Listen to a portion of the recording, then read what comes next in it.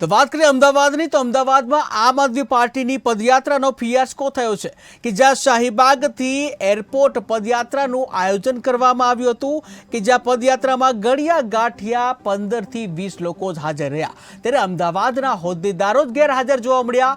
જ્યાં ચૂંટણી બાદ આમ આદમી પાર્ટીનું સંગઠન નબળું પડતું હોય તેવા દ્રશ્યો સામે આવે છે કે જ્યાં અમદાવાદમાં આમ આદમી પાર્ટી દ્વારા આજે જે એક પદયાત્રાનું આયોજન કરવામાં આવ્યું હતું, પરંતુ આ પદયાત્રાનો ફિયાસ્કો થયો છે. જ્યાં શાહીબાગથી એરપોર્ટ સુધી જે પદયાત્રાનું આયોજન કરવામાં આવ્યું હતું, જ્યાં માત્ર 15-20 લોકો જોવા મળ્યા હતા. ત્યારે આ સાથે સંવાદદાતા જે જયેશ જોડાઈ ગયા છે. જી જયેશ, વાત કરવામાં આવે કે આમ આદમી પાર્ટી દ્વારા પદયાત્રાનું આયોજન કરવામાં આવ્યું હતું, પરંતુ પદયાત્રાનો ફિયાસ્કો થયો છે. ત્યારે શું છે વધુ વિગત? આપણે જણાવ્યું કે જે રીતે આમ આદમી પાર્ટી દ્વારા પદયાત્રા યોજવાની હતી. પદયાત્રાનો મુખ્ય હેતુ જે મેડિકલ કોલેજો હોય કે જે શિક્ષણમાં જે ફી વધારો થયો છે તે ફી વધારો ઓછો કરવા માટેની આ પદયાત્રા હતી. અને શાહીબાગથી જે પદયાત્રા શરૂ થવાની હતી એરપોર્ટ સુધી, એરપોર્ટે જે યાત્રાળુઓ છે તે મંદિરે જઈને દર્શન કરવાના હતા. પરંતુ સૌથી મોટી વાત એ છે કે જયારે યાત્રા ચાલુ થઈ જશે ત્યારે 13 થી 15 લોકો તે યાત્રામાં જોડાયા હતા. 10 થી 15 કાર્યકર્તાઓ યાત્રામાં આવ્યા હતા. યાત્રા જે પૂરી થવાની હતી તે યાત્રા અડધો 1 વાગ્યા સુધી જે યાત્રા ચાલવાની હતી, પરંતુ અડધો કલાકમાં એ યાત્રા પણ પૂરી કરી દેવામાં આવી. સૌથી મોટો સવાલ થાય છે સૂત્રોની માહિતી જો પ્રમાણે વાત કરીએ તો અમદાવાદમાં જે આમ આદમી પાર્ટી છે તેમાં અનેક વિખવાદો ચાલી રહ્યા છે.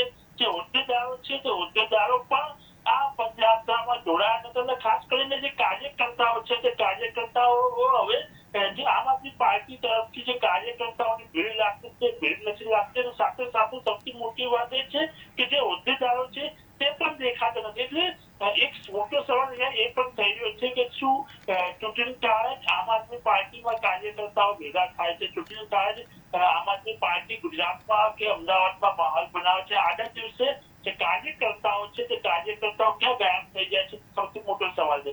અને વાત કરવા જઈએ તો સૂત્રોના અહેવાલથી અસર વાત મળી રહી છે કે જે પ્રમાણે કે અંદરની ખેંચતાણના લીધે પણ જે કાર્યકર્તાઓ છે તે કાર્યકર્તાઓ હવે પ્રોગ્રામમાં આવવાનું બંધ કર્યું છે. અને સૌથી મોટી વાત એ છે કે જે આમ આદમી પાર્ટી છે તેના વિધાનસભામાં ધારાસભ્યો આવ્યા હતા. જે વિધાનસભા ઇલેક્શન વખતે મોટા લોકો તેમાં જોડાયા હતા. એ ઇલેક્શન પત્યા પછી જે કાર્યકર્તાઓ જે તમે સાચવવાના હતા તે સાચી શક્યા ના હોય તેવું અહીંયા લાગે છે. કાર્યકર્તાઓથી પણ હોદ્દેદારો પણ દેખાય નથી. એટલે એક જોતા આમ આદમી પાર્ટીની જે પદયાત્રા કરી છે તેનું ફિયાસ્કો લાગી ગયું. જી જયેશ, આપે જે કહ્યું એ પ્રમાણે કે જે આંતરિક વિખવાદ જોવા મળી રહી છે, જે હોદ્દેદારો પણ હાજર નથી રહ્યા, ત્યારે આ આંતરિક વિખવાદ જે છે ને હોદ્દેદાર હાજર ન રહેવા પાછળ શું કારણ હોઈ શકે? જે સૌથી મોટી વાત એ છે કે જે અમદાવાદ હોય કે ગુજરાત હોય તેમાં કોઈ પણ પાર્ટી હોય તેના અલગ અલગ જે નેતાઓ છે તેના અલગ અલગ લોબીઓ ચલાવતા હોય છે. પ્રમાણે અમદાવાદમાં પણ હાલ જોવા જઈએ તો અમદાવાદમાં પણ જે આમ આદમી પાર્ટી છે, આમ આદમી પાર્ટીમાં પણ એ વાતાવરણ દેખાઈ રહ્યું છે. જે લોકોને હોદ્દાઓ મળ્યા છે તે હોદ્દેદારો પણ આજે દેખાયા નતા. એટલે ક્યારેક ને ક્યાંક જે હોદ્દેદારો છે તે પણ આમ આદમી પાર્ટીથી નારાજ ચાલી રહ્યા હોય તેવું આના ઉપરથી કહી શકાય. કે જે કાર્યકર્તાઓ હતા ઘણા ગાંઠિયા, જે 10 થી 15 કાર્યકર્તાઓ હતા તે પદયાત્રામાં જોડાયા હતા. જે કાર્યકર્તાઓ છે વોર્ડ લેવલના કાર્યકર્તાઓ છે તેઓ પણ આમાંથી નારાજ લાગી રહ્યા છે. કે વાત કરીએ તો હાલ જે પ્રદેશ પ્રમુખ ઈસ્તાન ગઢવી અને ગોપાલ ઇટાલિયા ગુજરાતનો પ્રવાસ કરી રહ્યા છે, સંગઠન મજબૂત કરી રહ્યા છે. પરંતુ અમદાવાદ જોવા જઈએ તો જે હોમ ટાઉન કહેવાય, જે આમ આદમી પાર્ટીની ઓફિસ મેન છે તે અમદાવાદ આવી છે. અમદાવાદમાં જે આમ આદમી પાર્ટીના પ્રોગ્રામમાં અને પદયાત્રામાં 10 થી 15 લોકો આવે તો તે ઉપર લાગેલું છે કે જે આમ આદમી પાર્ટી પોતાનો જનાધાર ખોઈ રહ્યા છે. જનાધાર તો ખોઈ તો રહ્યા છે, પણ તેઓ પોતાના કાર્યકર્તાઓને પણ ખોઈ રહ્યા છે.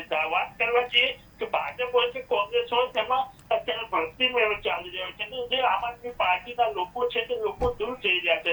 ખાસ કરીને સૌથી મોટું કારણ એ જણાઈ રહ્યું છે કે જે પાર્ટીના જે લોકો પદ માટે જે ખેંચતાણ કરી રહ્યા છે અને અમુક લોકોનું કેવું છે અમુક કાર્યકર્તાઓને સાચવવામાં આવી રહ્યા છે. એટલે ખાસ કરીને જે રીતે આમ આદમી પાર્ટીના કાર્યકર્તાઓ એવો પ્રોગ્રામથી અને આમ આદમી પાર્ટીને દૂરી બનાવી લીધી હોય તેવું લાગી રહ્યું છે. જી જયેશ, સમગ્ર માહિતી બદલ આભાર. તો આમ આદમી પાર્ટીનો જે પદયાત્રાનો કાર્યક્રમ હતો, આ પદયાત્રાનો કાર્યક્રમ જે છે તેનો ફિયાસ્કો જોવા મળ્યો છે કે જ્યાં શાહીબાગથી એરપોર્ટ ખાતે આ પદયાત્રાનું આયોજન કરવામાં આવ્યું હતું, પરંતુ માત્ર 15-20 લોકો જ આ પદયાત્રામાં જોવા મળ્યા હતા. ત્યારે હોદ્દેદારો અમદાવાદના જે છે તેઓ પણ ગેરહાજર જોવા મળ્યા હતા. ત્યારે ચૂંટણી બાદ આમ આદમી પાર્ટીનું સંગઠન જાણે કે નબળું પડ્યું હોય તેવા દ્રશ્યો જોવા મળ્યા.